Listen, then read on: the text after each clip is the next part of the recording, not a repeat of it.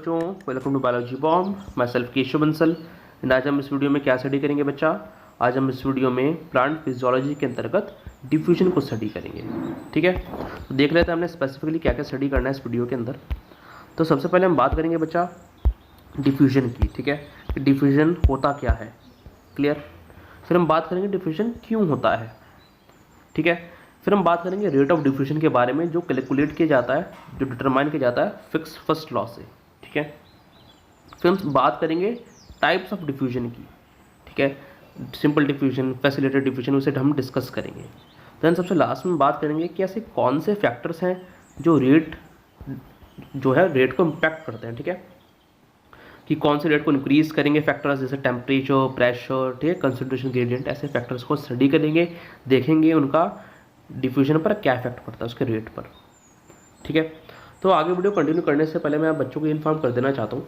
ठीक है, बिकॉज जो वीडियोस हैं वो बनाने में काफ़ी टाइम लगता है, पीडीएफ्स भी, तो इसलिए हम वीडियोस जो है वो धीरे धीरे अपलोड कर पाते हैं। क्लियर। तो अगर किसी स्टूडेंट को कोई अर्जेंट वीडियो चाहिए तो हमें हमारे मेल पर कॉन्टैक्ट कर सकता है वो बच्चा, और मतलब कंफर्मेशन होने के बाद बुक स्लॉट है उसे बुक कर सकता है वो। ठीक है, तो हम विद इन 48 आवर्स के अंदर वो वीडियो अपलोड कर देंगे। ठीक है, और पर वीडियो का चार्ज 50 रुपीज़ लगेगा, और जो वीडियो है वो इसी चैनल पर अपलोड की जाएगी।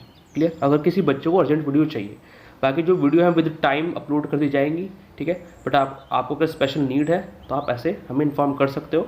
बाकी जो डिटेल्स हैं आपको कम्युनिटी पोस्ट में मिल जाएंगी। ठीक है, वहाँ पर आप चेक कर सकते हो जो ईमेल और जो पेमेंट ऑप्शंस है। टॉपिक को कंटिन्यू करता है आगे। ठीक है, तो हम बात करें बच्चा डिफ्यूजन की। अब डिफ्यूजन होता क्या है? डिफ्यूजन क्या है? रैंडम मूवमेंट है मॉलिक्यूल्स का, कहेंगे along with the concentration gradient. अब along with the concentration gradient से क्या मतलब हुआ, इसकी हम बात करते हैं। ठीक है, कि अगर लेट ही हमारे पास एक रीजन है, ये रीजन है हमारे पास। ठीक है बच्चा, इस रीजन में यहाँ पर इस फर्स्ट रीजन के अंदर मॉलिक्यूल्स की कंसंट्रेशन बहुत ज़्यादा है। ठीक है, और दूसरे रीजन के अंदर जो मॉलिक्यूल्स की कंसंट्रेशन है वो कम है। ठीक है, इन मॉलिक्यूल्स की कंसंट्रेशन जो है वो कम है। ठीक है, तो क्या होगा कि अगर जो मॉलिक्यूल्स ये high concentration to low concentration move कर रहे हैं, ठीक है, यानी हाई टू लो मूव करेंगे अगर, तो हम क्या कहेंगे, along the concentration gradient move कर रहे हैं। ठीक है, जो मॉलिक्यूल्स इनका रैंडम मूवमेंट हो रहा है।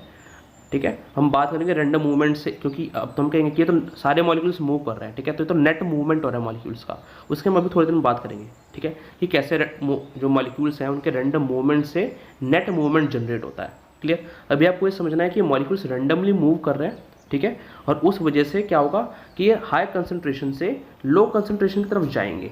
क्लियर, इसी मूवमेंट को हम कहते हैं अलोंग द कंसंट्रेशन ग्रेडियंट। ये मॉलिक्यूल्स की नेचुरल टेंडेंसी होती है मूव करने की, यानी इसमें कोई एनर्जी का खर्चा नहीं आएगा। ठीक है, लेकिन अगर ये molecules low concentration to high concentration move करेंगे, ठीक है, low concentration to high concentration move करेंगे, तो तब हम क्या टर्म इस्तेमाल करेंगे? तब हम टर्म इस्तेमाल करेंगे अगेंस्ट द कंसंट्रेशन ग्रेडियंट। ठीक है, अगेंस्ट द कंसंट्रेशन ग्रेडियंट। तो ये किस में होता है? ये आपको एक्टिव ट्रांसपोर्ट में मिलता है। ठीक है बच्चा, तो आई होप आपको ये दोनों टर्म क्लियर हो गई होंगी। अलोंग द कंसंट्रेशन ग्रेडियंट यानी high concentration to low concentration जा रहे हैं मॉलिक्यूल्स, और अगेंस्ट द कंसंट्रेशन ग्रेडियंट यानी low concentration to high concentration जा रहे हैं मॉलिक्यूल्स। ठीक है, अलोंग द जो कंसंट्रेशन ग्रेडियंट होता है वो नेचुरल टेंडेंसी है, इसलिए वहाँ पर एनर्जी का खर्चा नहीं होएगा, जबकि अगेंस्ट वाले केस के अंदर एनर्जी का खर्चा होएगा। बिकॉज हम बात कर रहे हैं डिफ्यूजन की, हम बात कर रहे हैं यहाँ पर डिफ्यूजन की। ठीक है, तो वहाँ पर जो मॉलिक्यूल्स का क्या हो रहा है, movement along the concentration gradient. ठीक है, अब हमने कहा ये जो मूवमेंट है रैंडम मूवमेंट है। ठीक है, मॉलिक्यूल्स का, और ये मॉलिक्यूल्स की क्या है, खुद की काइनेटिक एनर्जी है। अब मॉलिक्यूल्स अगर स्टैटिक होंगे, ठीक है, अगर किसी मीडियम के अंदर स्टैटिक है तो थोड़ी मूव करेंगे। मूव करने के लिए उन्हें क्या चाहिए, उनमें कुछ काइनेटिक एनर्जी होनी चाहिए। ठीक है, तो वही बात लिखिए कि खुद की काइनेटिक एनर्जी से मूव कर रहे हैं, यानी हम सिस्टम में बाहर से कोई एनर्जी, एक्सटर्नल एनर्जी कोई हम प्रोवाइड नहीं कर रहे हैं। ठीक है, और किसी सिस्टम के अंदर अगर हम एक्सटर्नल एनर्जी प्रोवाइड नहीं करते, ठीक है, तो सिस्टम को हम क्या कहते हैं, उस सिस्टम को हम कहते हैं स्पॉन्टेनियस सिस्टम। ठीक है, यानी वो कैसा प्रोसेस है, एक स्पॉन्टेनियस प्रोसेस है, हम बाहर से एनर्जी इनपुट नहीं कर रहे हैं। क्लियर। दूसरी बात क्या है बच्चा इसके अंदर कि जो डिफ्यूजन का प्रोसेस है वो पैसिव प्रोसेस है, ठीक है। वही सेम बात हो रही है कि यहाँ पर जो है बाहर से कोई एनर्जी इनपुट नहीं की जा रही है, ठीक है, कोई एनर्जी का खर्चा नहीं हो रहा है, वो अपने आप ही अपनी एनर्जी से मूव कर रहा है। क्लियर। स्पॉन्टेनियस वर्ड को बात एक ही है, ठीक है, कि बाहर से कोई एनर्जी नहीं लगाई गई। अभी हम से थोड़ी देर में जब डिफ्यूजन क्यों होता है इस चीज़ को हम स्टडी करेंगे तो हमें स्पॉन्टेनियस टर्म का और ढंग से पता चलेगा, ठीक है, कि ये थोड़ा सा एंट्रोपी और डिसऑर्डरनेस इन सब चीज़ों से रिलेटेड होती है, ठीक है, डिफ्यूजन फ्री एनर्जी सब चीज़ों से। अभी मैं आपको बताऊंगा थोड़ी देर में। तो आपको क्या ध्यान रखना है, डिफ्यूजन जो है वो रैंडम मूवमेंट है मॉलिक्यूल्स का अलोंग द कंसंट्रेशन ग्रेडियंट, ठीक है। स्पॉन्टेनियस या कहें पैसिव प्रोसेस है, ठीक है, यानी बाहर से कोई एनर्जी नहीं यूज़ की जा रही है, जो मॉलिक्यूल्स है अपनी खुद की एनर्जी से मूव कर रहे हैं। फिर क्या एक ज़रूरी बात आती है, जो डिफ्यूजन का प्रोसेस है, जो डिफ्यूजन का प्रोसेस है वो कब ज़्यादा इफेक्टिव है, शॉर्ट डिस्टेंसेस में। क्या मतलब इस बात से कि लेट हम एग्जांपल लेते हैं इस चीज़ का, ठीक है, कि अगर एक ग्लूकोज का मॉलिक्यूल है और उसे डिफ्यूज़ करना है, ठीक है, लेट हमारा एक सेल है जिसमें डायमीटर क्या है 50 माइक्रोमीटर, ठीक है, यानी छोटा डिस्टेंस है, ठीक है, और इस ग्लूकोज के मॉलिक्यूल को ग्लूकोज को डिफ्यूज़ करना है। क्लियर। तो वो कितने में डिफ्यूज़ हो जाएगा, वो 2.5 सेकेंड्स के अंदर डिफ्यूज़ हो जाएगा अपना, ठीक है बच्चा। लेकिन अगर हम इस डिस्टेंस को इंक्रीज़ कर देते हैं कहाँ तक, अप टू 1 मीटर, ठीक है। 1 मीटर की हम बात करें, बहुत ज़्यादा लंबा डिस्टेंस नहीं है, बट आपको मैं दिखाऊंगा कितना फ़र्क पड़ता है। अगर हम 1 मीटर की बात करें तो वहाँ पर सेम ग्लूकोज के मॉलिक्यूल को डिफ्यूज़ होने के लिए कम्प्लीटली 32 ईयर्स लग जाएंगे। सोचो 32 ईयर्स। तो ये जो वैल्यूज़ हमें क्या बता रही हैं, ये जो एक्सपेरिमेंट है, जो डिफ्यूजन है वो कब ज़्यादा इफेक्टिव है, ओवर शॉर्ट डिस्टेंसेस, ठीक है, यानी जितना ज़्यादा कम डिस्टेंस उस मॉलिक्यूल को ट्रैवल करना होगा उस डिफ्यूजन का रेट उतना ही ज़्यादा होगा। और ये जब हम अभी फिक्स लॉ देखेंगे तो हम वहाँ भी देखेंगे, ठीक है, जब हम फैक्टर्स स्टडी करेंगे अफेक्टिंग रेट ऑफ डिफ्यूजन तो वहाँ भी हम इस चीज़ को देखेंगे, ठीक है। फिर बात आती है बच्चा कि डिफ्यूजन का प्रोसेस, ठीक है, चल रहा है, हमने देख लिया क्यों चल रहा है, रैंडम मूवमेंट हो रहा है मॉलिक्यूल्स का, ठीक है, देख लिया कि यहाँ शॉर्ट डिस्टेंसेस तक ज़्यादा इफेक्टिव है, ठीक है। बट कब तक चलेगा जो डिफ्यूजन का प्रोसेस है, ये डिफ्यूजन का प्रोसेस तब तक चलेगा जब तक जो सिस्टम है वो डायनामिक इक्विलिब्रियम अचीव नहीं कर लेता। अभी डायनामिक इक्विलिब्रियम क्या चीज़ हुई, ठीक है, 2 चीज़ें होती हैं, ठीक है। इक्विलिब्रियम यानी इक्विलिब्रियम की हम बात करते हैं, लेट ये हमारा सिस्टम है, ठीक है, ये बीच में हमने एक वॉल बना दी 2 रीजन्स को सेपरेट करने के लिए, ठीक है, क्योंकि एक हायर कंसंट्रेशन में रीजन होगा, एक लोअर कंसंट्रेशन में रीजन होगा, ठीक है। तो पहले हम फर्स्ट केस की बात लेते हैं। पहले इसमें एक रीजन के अंदर कंसंट्रेशन हाई है, दूसरे रीजन के अंदर कंसंट्रेशन लो है, तो क्या होगा, high concentration to low concentration जो मॉलिक्यूल्स हैं वो मूव करेंगे, ठीक है, वो मूव करेंगे मॉलिक्यूल्स। क्लियर। तो धीरे धीरे क्या होगा, इस रीजन, ये रीजन ए हुआ, ये रीजन बी हुआ, इसे हम छोटा कर देते हैं, ये रीजन ए हुआ, ये रीजन बी हुआ, ठीक है। तो ए की कंसंट्रेशन तो धीरे धीरे डिक्रीज करेगी जबकि बी की कंसंट्रेशन धीरे धीरे इंक्रीज करेगी, ठीक है। अब हम बात करते हैं, कुछ टाइम हो गया, डिफ्यूजन का प्रोसेस चलता रहा और एक टाइम ऐसा आया बच्चा, एक टाइम ऐसा आया कि जो दोनों की कंसंट्रेशन है वो इक्वल हो गई, ठीक है, जितने मॉलिक्यूल्स लगभग इधर है उतने ही मॉलिक्यूल्स उधर है दूसरे रीजन के अंदर, ठीक है। तो इनकी कंसंट्रेशन जो है ए और बी की लगभग इक्वल होगी। अब क्या होगा, अब हम बात करें अगर ये मॉलिक्यूल्स, ठीक है, हम डायनेमिक और स्टैटिक इक्विलिब्रियम को एक्सप्लेन करेंगे, ठीक है। अभी इक्विलिब्रियम तो उन्होंने अचीव कर लिया, क्लियर। अगर ये मॉलिक्यूल्स जो हैं वो मूव ही ना करें, यानी ए के मॉलिक्यूल्स ए रीजन में रहें, बी के मॉलिक्यूल्स बी रीजन में रहें, ठीक है, यानी हम क्या कहें कि मूवमेंट है मॉलिक्यूल्स का वो जीरो है। ध्यान देना टर्म पे, जो मॉलिक्यूल्स का मूवमेंट है, मैंने सिर्फ मूवमेंट शब्द की बात करी, वो जीरो है, यानी ए से मॉलिक्यूल ए बी में नहीं जा रहा है, बी से ए में नहीं आ रहा है, ठीक है। तो हम क्या कहेंगे, ये कैसा इक्विलिब्रियम हुआ, ये स्टैटिक इक्विलिब्रियम हुआ, ठीक है। क्यों, क्योंकि मॉलिक्यूल्स अब मूव नहीं कर रहे हैं, ठीक है। यही हम बात करते हैं डायनेमिक इक्विलिब्रियम की। डायनेमिक इक्विलिब्रियम के अंदर क्या होगा कि ए के जो मॉलिक्यूल्स हैं इक्विलिब्रियम अचीव हो गया, ठीक है, जहाँ जितनी कंसंट्रेशन ए में है उतनी कंसंट्रेशन लगभग बी में है, ठीक है, बट मॉलिक्यूल्स अभी भी मूव कर रहे हैं। तो हम कहेंगे फिर इक्विलिब्रियम तो डिस्टर्ब हो जाएगा। नहीं, इक्विलिब्रियम डिस्टर्ब नहीं होगा। क्यों, बिकॉज जितने मॉलिक्यूल्स ए से बी में जा रहे हैं उतने ही मॉलिक्यूल्स बी से ए में जा रहे हैं, ठीक है। तो मूवमेंट तो मॉलिक्यूल्स का हो रहा है बच्चा, मूवमेंट तो मॉलिक्यूल्स का हो रहा है बट नेट मूवमेंट जीरो है, ठीक है। मैंने बात किया कि नेट मूवमेंट जीरो हुआ इस केस के अंदर, ठीक है। तो जो डिफ्यूजन का प्रोसेस है वो कब तक चलता रहेगा, एक टाइम तो ऐसा हुआ कि हाई कंसंट्रेशन में मॉलिक्यूल्स एक रीजन में प्रेजेंट है, दूसरे में लो कंसंट्रेशन है, डिफ्यूजन चलता रहेगा, ठीक है। मॉलिक्यूल्स का movement along the concentration gradient यानी high concentration to low concentration. फिर धीरे धीरे क्या होगा, एक स्टेट इक्विलिब्रियम की अचीव होगी जिसके अंदर क्या होगा, नेट मूवमेंट मॉलिक्यूल्स का जीरो होगा, ठीक है। तो मतलब जो सिस्टम उसने क्या अचीव कर लिया, उसने डायनामिक इक्विलिब्रियम अचीव कर लिया, ठीक है। तो उस स्टेट में डिफ्यूजन का प्रोसेस रुक जाएगा, ठीक है, बिकॉज कंसंट्रेशन डिफरेंस बचा ही नहीं, ठीक है, तो मूवमेंट नहीं होगा। तो यही देखा, diffusion continue till dynamic equilibrium is established, ठीक है। यानी कुल मिलाकर हम क्या बात कहें कि नेट मूवमेंट जीरो हो गया इस मोमेंट, इस टाइम पर, ठीक है बच्चा। अब हम बात करते हैं डिफ्यूजन का प्रोसेस होता क्यों है। हमने कहा डिफ्यूजन का प्रोसेस क्यों हो रहा है, मतलब क्या हो रहा है डिफ्यूजन के प्रोसेस के अंदर, मॉलिक्यूल्स रैंडमली मूव कर रहे हैं, ठीक है। अब हम यहाँ पर जोड़ेंगे, बिकॉज अभी बच्चा कह सकता है कि भाई ये रैंडम मूव थोड़ी कर रहे हैं, ये सारे के सारे जो मॉलिक्यूल है एक दिशा में मूव कर रहे हैं, ठीक है, high concentration to low concentration आ रहे हैं, ठीक है। तो नेट मूवमेंट हुआ, ये रैंडम मूवमेंट थोड़ी हुआ मॉलिक्यूल्स का, तो हम उस चीज़ को अभी बताते हैं, ठीक है। तो अगर कोई सिस्टम है, ठीक है, उस सिस्टम के अंदर ऑब्वियसली बात है जो मॉलिक्यूल्स होंगे, ठीक है, वो स्टैटिक नहीं होंगे, यानी वो कंटिन्यूस मोशन के अंदर होंगे, मूव कर रहे होंगे, ठीक है। अब एक केस लेते हैं कि लेट ही हमारे पास एक सिस्टम है, ठीक है, इसके अंदर हमारे पास ये मॉलिक्यूल्स हैं, जो थोड़ा सा बड़ा कर देते हैं, इसके अंदर हमारे पास ये मॉलिक्यूल्स हैं जो कैसे हैं, एक दूसरे के पास हैं, ठीक है, आस पास हैं एक दूसरे के बहुत ज़्यादा, ठीक है। तो क्या होगा, अभी जो मॉलिक्यूल्स हैं और ये मॉलिक्यूल्स रैंडमली मूव कर रहे हैं, ठीक है, कोई किसी डायरेक्शन में मूव कर रहा है, कोई किसी में, ठीक है, कोई अंदर की तरफ मूव कर रहा है, क्लियर।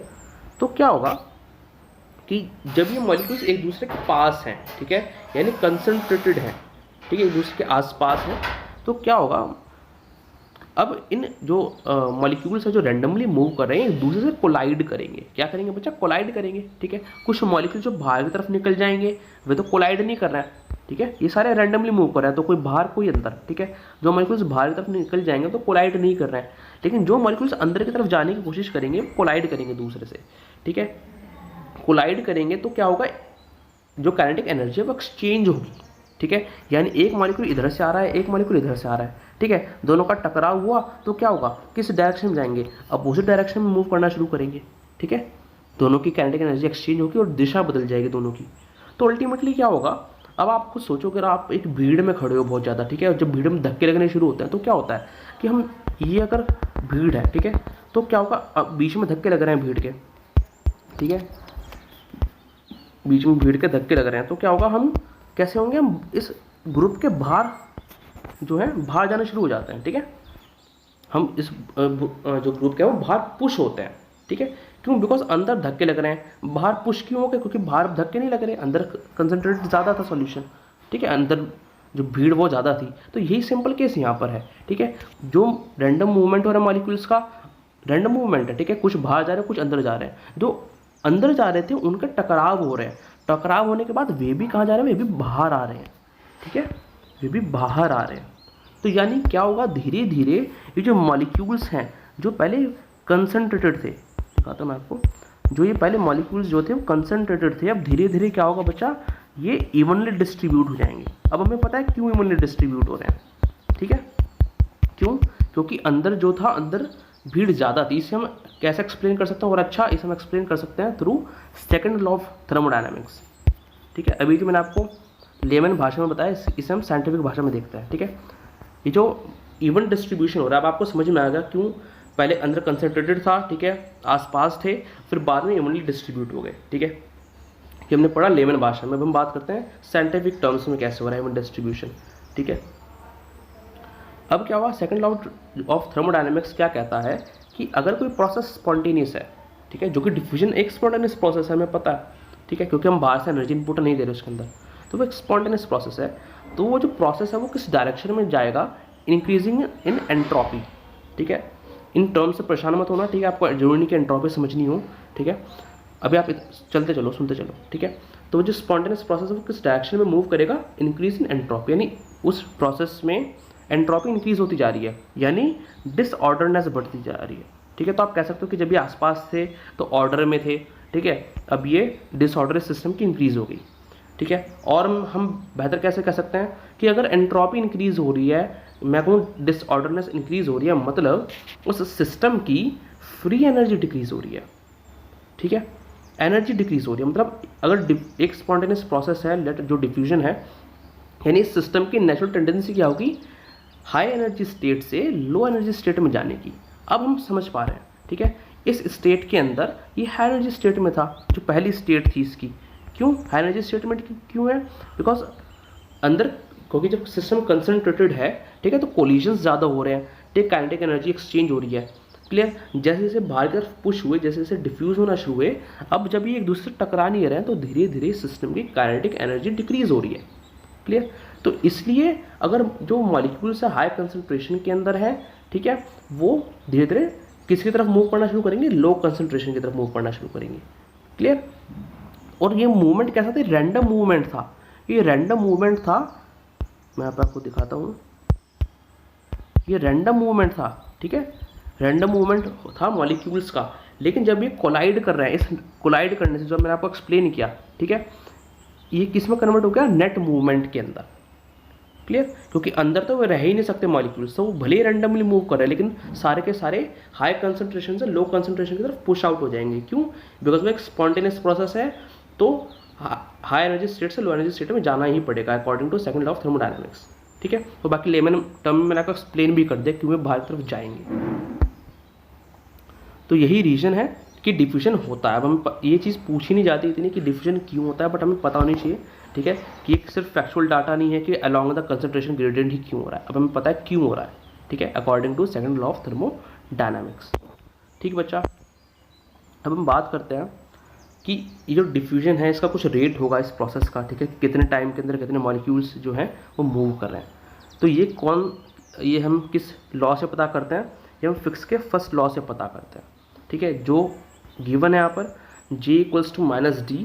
ठीक है, अभी हम देखेंगे इनका मतलब क्या है, into delta C divided by delta X. ठीक है, तो यहाँ पर जो J है वो क्या है, फ्लक्स डेंसिटी। ठीक है, ये क्या बता रहे हैं, कितने रेट ऑफ डिफ्यूजन बता रहा है ये। ठीक है, ये कितने सब्सटेंसेस जो है वो पर यूनिट एरिया में पर यूनिट टाइम के अंदर क्रॉस करें उस एरिया को। ठीक है, कितने सब्सटेंसेस पर यूनिट एरिया को क्रॉस करें पर यूनिट टाइम के अंदर। किस में यूजुअली एक्सप्रेस किया जाता है, मोल्स पर स्क्वायर मीटर पर सेकेंड। ठीक है, डी क्या है, डिफ्यूजन कोफिशिएंट। ये क्या बताता है कि जो सब्सटेंस मूव कर रहा है, ठीक, जिसकी हमने बात करी कि एक पर्टिकुलर एरिया को क्रॉस कर रहा है, ठीक है, पर्टिकुलर टाइम में, तो वो किसी मीडियम के अंदर प्रेजेंट होगा, ऑब्वियस सी बात है। ठीक है, हम अगर सॉल्यूट की बात करें, सॉल्यूट मॉलिक्यूल्स के मूवमेंट की, तो किसी सॉल्वेंट के अंदर मूव कर रहे हैं, किसी मीडियम के अंदर मूव कर रहा है। अब सारा मीडियम तो सेम नहीं होता। ठीक है, अभी हम आगे देखेंगे भी इस चीज़ को कि जैसे वैक्यूम हुआ, वैक्यूम के अंदर क्या है, वैक्यूम के अंदर और मॉलिक्यूल्स प्रेजेंट नहीं होते। ठीक है, एयर की बात करें, एयर के अंदर कुछ मॉलिक्यूल्स प्रेजेंट हैं और ज़्यादा। ठीक है, यानी इंटरसेलुलर स्पेसेस थोड़ी कम हो गई, जो वाटर है उसके अंदर और कम हो गई। तो क्या होगा, हर बार जैसे जैसे हम मीडियम को डेंस करते जा रहे हैं, जैसे जैसे मीडियम को कंसंट्रेटेड करते जा रहे हैं, तो क्या होगा, जो डिफ्यूजन का रेट है वो इफेक्ट होएगा। ठीक है, तो वही गिवन है पे डिफ्यूजन कोफिशिएंट, ये मीडियम के ऊपर डिपेंड करेगा। ठीक है, किससे डिफाइंड होगा, सेंटीमीटर पर स्क्वायर, सॉरी सेंटीमीटर स्क्वायर पर सेकेंड। ठीक है, फिर हम बात करते हैं डेल्टा सी, जो क्या है, कंसंट्रेशन डिफरेंस। अब हमने बताया कि दो रीजन्स होंगे, ऑब्वियसली बात है। ठीक है, पहला रीजन के अंदर कंसंट्रेशन ज़्यादा होगी, दूसरे रीजन के अंदर कंसंट्रेशन कम है। ठीक है, लेट इज C1 या C2 जिसके अंदर कम है। तो C1 जितनी ज़्यादा होगी और C2 जितना कम होगा, ठीक है, उतना ही कंसंट्रेशन डिफरेंस, जिसे हम कंसंट्रेशन ग्रेडियंट कहते हैं, वो ज़्यादा होगा। इन दोनों के बीच का डिफरेंस उतना तो ज़्यादा होगा जितना C1 बड़ा है और C2 छोटा है। कर सकते हो C1 - C2। ठीक है, तो इनका जो रिजल्ट है वो कितना बड़ा, कितना, वो हम कैसे इंक्रीज़ कर सकते हैं, C1 की वैल्यू इंक्रीज़ करके और C2 की वैल्यू डिक्रीज़ करके। ठीक है, तो ये क्या है, कंसंट्रेशन डिफरेंस या फिर कहें कंसंट्रेशन ग्रेडियंट। ठीक है, तो इस पर भी क्या डिपेंड करता है, रेट ऑफ डिफ्यूजन जितना ज़्यादा होगा, ठीक है, क्योंकि आपका नंबरेटर में अवेलेबल है ये, ठीक है, उतना ही जो रेट ऑफ डिफ्यूजन है वो ज़्यादा होगा। ठीक है बच्चा, फिर हम बात करते हैं कि अब ये जो मॉलिक्यूल है, ठीक है, ये यहाँ पर बहुत सारे मॉलिक्यूल्स प्रेजेंट हैं। ठीक है, डिफ्यूज़ करना स्टार्ट करेंगे, क्लियर, और high concentration to low concentration में जाएंगे, ठीक है। तो जितना मॉलिक्यूल डिस्टेंस ट्रैवल करेगा, ठीक है, तो उसे हम क्या करें, डेल्टा एक्स, ठीक है। और ऑब्वियसली बात आपको इस फॉर्मूले में भी दिख रहा है कि डेल्टा एक्स डिनोमिनेटर में है, यानी जितना उस मॉलिक्यूल को डिस्टेंस ट्रैवल करना पड़ेगा उतना ही जो रेट ऑफ डिफ्यूजन है वो कम होएगा। और इसलिए हमने शुरुआत में भी कहा था बच्चों कि जो डिफ्यूजन है वो कहाँ पर इफेक्टिव है, ओवर शॉर्ट डिस्टेंसेस, ठीक है, यानी उस मॉलिक्यूल को जितना डिस्टेंस ट्रैवल करना पड़ेगा उतना ही डिफ्यूजन कम होएगा, ठीक है, उतना ही फिर यानी लॉन्ग डिस्टेंसेस में डिफ्यूजन इनफेक्टिव हो जाता है। जैसे हमने देखा कि एक ग्लूकोज के मॉलिक्यूल को 50 माइक्रोमीटर डायमीटर में कितना टाइम लग रहा है, 2.5 सेकंड, उतना ही अगर 1 मीटर वाटर में बात करें तो 32 ईयर तक लग जाएंगे, 32 ईयर्स, ठीक है। तो ये चीज़ भी इस फिगर में समझ में आ गई इस फॉर्मूले के अंदर, ठीक है। फिर साथ में आप यहाँ पर देख रहे होंगे कि नेगेटिव साइन लगाया, यहाँ पर क्या लगा, नेगेटिव साइन लगाया। तो ये क्या बता रहा है, नेगेटिव वैल्यू जो आएगी ये बता रही है कि अलोंग द कंसंट्रेशन ग्रेडियंट हो रहा है, हम कह सकते हैं डाउन द कंसंट्रेशन ग्रेडियंट हो रहा है, यानी high concentration to low concentration जा रहा है, ठीक है। तो उस चीज़ को ये सिग्निफाई कर रहा है नेगेटिव साइन। अब हम बात करते हैं बच्चा टाइप्स ऑफ डिफ्यूजन की, ठीक है। टाइप्स ऑफ डिफ्यूजन की हम बात करते हैं तो डिफ्यूजन दो तरीके से होता है, सिंपल डिफ्यूजन, फैसिलिटेटेड डिफ्यूजन, ठीक है। उसे समझ लेते हैं। लेट ये एक सेल है, ठीक है, सेल के बाहर क्या प्रेजेंट है बच्चा, सेल के बाहर मॉलिक्यूल्स प्रेजेंट हैं, ठीक है। अगर ये मॉलिक्यूल्स सेल के अंदर आ रहे हैं, ठीक है, बिना किसी की सहायता के, ठीक है, बिना किसी की मदद लिया, अभी आप इतना समझ लो, आप बिना किसी सहायता लिए, तो हम क्या कहना है, एक से है सिंपल डिफ्यूजन, बिकॉज डिफ्यूजन दोनों है, high concentration to low concentration molecules आएंगे, ठीक है। सिंपल में क्या, हमने किसी चीज़ का सहारा नहीं लिया, क्लियर। फैसिलिटेटेड डिफ्यूजन की अगर हम बात करेंगे तो वहाँ पर क्या होगा कि हमने किसी चीज़ का सहारा लिया, यानी फैसिलिटेशन लिया, देखो फैसिलिटेट करा रहे हैं हम डिफ्यूजन को, किसी चीज़ का सहारा ले रहे हैं। तो यहाँ पर हम सहारा किस चीज़ का लेंगे, यहाँ पर हम सहारा लेंगे ट्रांसपोर्ट प्रोटीन्स का। अब वो कोई कैरियर प्रोटीन भी हो सकता है, कोई चैनल प्रोटीन भी हो सकता है, ठीक है। अब जो मॉलिक्यूल्स हम भले ही डिफ्यूजन कर रहे हैं, अलॉन्ग द कंसंट्रेशन ग्रेडियंट आ रहे हैं, लेकिन अब उन्हें डिफ्यूज़ करने के लिए क्या ज़रूरी है, उन्हें ट्रांसपोर्ट प्रोटीन ज़रूरी है, ठीक है। इसके बिना हम डिफ्यूज़ नहीं कर पाएंगे, ठीक है। ये जो फैसिलिटेटेड डिफ्यूजन और सिंपल डिफ्यूजन है, ये काफ़ी डिटेल में स्टडी किया गया है, काफ़ी डिटेल में आपको पढ़ाया गया है, ठीक है। जो माइक्रोबायल फिजियोलॉजी प्लेलिस्ट है उसमें आपको ये न्यूट्रिएंट अपटेक के टॉपिक में काफ़ी अच्छे से बताया गया है, ठीक है। तो वहाँ पर अगर आपको डिटेल में देखना तो आप देख सकते हो उस चीज़ को, प्लांट फिजियोलॉजी के लिए इतना ही नेसेसरी है, ठीक है। तो हम यही कह रहे हैं कि जो सिंपल डिफ्यूजन है उस है डिफ्यूजन का प्रोसेस, ठीक है। लेकिन मेन बात ये कैसे डिफ्रेंशिएट होता है फैसिलिटेटेड डिफ्यूजन से, कि यहाँ पर ट्रांसपोर्ट प्रोटीन्स की हेल्प नहीं ली गई है, ठीक है, बट फैसिलिटेटेड के अंदर ली गई है बस, ठीक है। फिर हम बात करेंगे जो हमारा लास्ट बचता है इसके अंदर की जो रेट ऑफ डिफ्यूजन है उसे कौन से फैक्टर्स इफेक्ट करते हैं, ठीक है। कुछ अभी हम देखेंगे, हम ऑलरेडी पढ़ चुके हैं जब हम फिक्स लॉ पढ़ रहे थे, क्लियर। फिर हम बात देखते हैं कि हमने कहा टेम्परेचर, प्रेशर, ठीक है, मीडियम इन विच डिफ्यूजन अकर, जैसे हमने बात करती गैस की, वैक्यूम की, उसकी वैक्यूम की, एयर की, वाटर की, जितना जो मीडियम कंसनट्रेटेड होगा, जो हमने वहाँ पर डिफ्यूजन कोफिशिएंट से शो किया था, ठीक है, तो वो भी डिफ्यूजन के रेट को अफेक्ट करेगा, ठीक है। जितना ज़्यादा अभी हम देखेंगे टेम्परेचर कैसे करता है, प्रेशर कैसे करता है, ठीक है। फिर एक आता है ग्राम्स लॉ ऑफ डिफ्यूजन, इसकी हम बात करेंगे। फिर देखेंगे डिफ्यूजन प्रेशर ग्रेडियंट, तो ये वही है कंसंट्रेशन ग्रेडियंट जो हम बात कर रहे थे, ठीक है। फिर तीसरा जो सिक्स्थ है वो क्या है, सॉल्युबिलिटी ऑफ सॉल्यूट्स, ठीक है। कोई सॉल्यूट किसी मीडियम के अंदर ज़्यादा सॉल्यूबल होगा, ठीक है, और अगर हम उसे सेपरेट मीडियम में रख दे तो हो सकता है उसमें कम सॉल्यूबल हो, तो वो भी जो डिफ्यूजन का रेट है उसे अफेक्ट करता है। तो देख लेते हैं, हमने कहा टेम्परेचर, तो जैसे जैसे हम टेम्परेचर इंक्रीज करेंगे तो मॉलिक्यूल्स की काइनेटिक एनर्जी इंक्रीज होएगी, यानी रेट ऑफ डिफ्यूजन इंक्रीज होएगा, ठीक है। प्रेशर की बात करते हैं। अब एक सिस्टम है, लैटिस सिस्टम है, और यहाँ पर कोई पिस्टन प्रेजेंट है, ठीक है, ये पिस्टन प्रेजेंट है हमारे पास। हम क्या करें, इस पिस्टन को पुश करें, हमें इस पिस्टन को पुश करना है। तो यहाँ पर जो मॉलिक्यूल्स प्रेजेंट है, यहाँ पर जो मॉलिक्यूल्स प्रेजेंट है, ठीक है, अब वो जब उन पर प्रेशर लगेगा, ठीक है, प्रेशर देगा तो क्या होगा, अब वे ज़्यादा रेट से, ठीक है, ज़्यादा जल्दी जो है वो डिफ्यूज़ करेंगे, क्लियर। तो यानी प्रेशर जो है वो डायरेक्टली प्रोपोर्शनल है to the rate of diffusion. फिर हम बात कर रहे हैं कि किस मीडियम में डिफ्यूजन का प्रोसेस हो रहा है, ठीक है, इस पर भी डिफ्यूजन का रेट डिपेंड करता है। जैसे हमने गैस का एग्जांपल लिया था कि अगर वैक्यूम में है तो वहाँ पर इंटरसेलुलर स्पेसेस ज़्यादा हैं, यानी मीडियम के जो मॉलिक्यूल्स प्रेजेंट है अदर देन द सॉल्यूट, ठीक है, तो वो ज़्यादा है, ठीक है, वो ज़्यादा होंगे तो उनसे क्या होंगे, कॉलिजन्स होंगे, क्लियर, कॉलिजन्स होंगे तो क्या होगा, डिफ्यूजन का रेट कम हो जाएगा, ठीक है। तो जैसे जैसे मीडियम जो है कंसनट्रेटेड होता जाएगा, डिफ्यूजन जो है रेट उसका स्लो होता जाएगा, क्लियर। फिर हम बात करते हैं ग्राम्स लॉ ऑफ डिफ्यूजन की। यहाँ पर भी गैस का एग्जांपल लिया गया है कि जितनी गैस डेंस होगी, ठीक है, तो जो गैस का रेट ऑफ डिफ्यूजन है वो किस पर डिपेंड कर रहा है, उसकी डेंसिटी पर। कैसे डिपेंड कर रहा है कि जो रेट है वो डिपेंड कर रहा है is inversely proportional to the square root of its density, ठीक है, गैस की डेंसिटी पर डिपेंड कर रहा है इस तरीके से, ठीक है, इसे कहते हैं ग्राम्स लॉ ऑफ डिफ्यूजन। फिर हम बात करेंगे डिफ्यूजन प्रेशर ग्रेडियंट, जो बताता है कि कंसंट्रेशन ग्रेडियंट ही है, ठीक है, जितना कंसंट्रेशन में डिफरेंस होगा तो रीजन्स के बीच में, ठीक है, उतना ही डिफ्यूजन ज़्यादा होगा। फिर लास्ट आता है बच्चा सॉल्युबिलिटी ऑफ सॉल्यूट्स।